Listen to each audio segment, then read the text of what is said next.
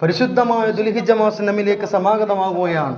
ആ ദുൽഹിജ്ജയിലെ വല്ലാത്ത മഹത്വമുള്ള ദിവസങ്ങളാണ് ദുൽഹിജ്ജയിലെ ആദ്യത്തെ 10 ദിവസങ്ങൾ. ആദ്യത്തെ 10 ദിവസം അതിന് വല്ലാത്ത പ്രത്യേകതയാണ്, വല്ലാത്ത മഹത്വങ്ങളാണ്.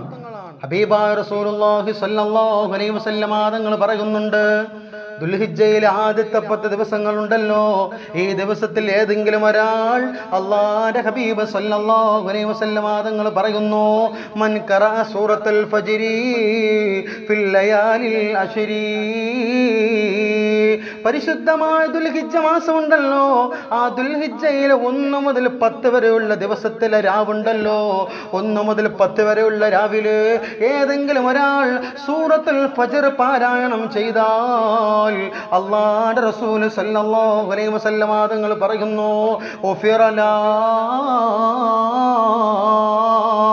അല്ലാഹു റബ്ബുൽ ഇസ്സത്ത് അവൻക്ക് പൊരുത്തപ്പെട്ട് കൊടുക്കുമെന്നാണ്. അവൻ ജീവിതത്തിൽ ചെയ്തു പോയ പാപങ്ങളുണ്ടല്ലോ അല്ലാഹു തആല മാപ്പ് നൽകുന്നതാണ്. മാത്രമല്ല വമൻ ഖറഅഹാ ഫീ സായിരിൽ അയ്യാം, ഈ സൂറത്തുൽ ഫജ്ർ ബാക്കിയുള്ള ദിവസം ഇവനെങ്ങാനും പാരായണം ചെയ്തു പോയാൽ ആ മനുഷ്യന് റബ്ബുൽ ഇസ്സത്ത് കൊടുക്കുന്ന പ്രതിഫലം എന്തെന്നറിയുമോ? കാനത്തു ലഹു നൂറൻ യൗമൽ ഖിയാമ,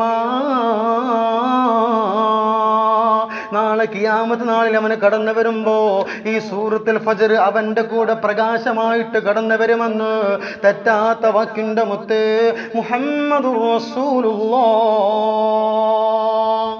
സല്ലല്ലാഹു അലൈഹി വസല്ലം. അല്ലാഹു തആല നമുക്ക് തൗഫീഖ് നൽകട്ടെ.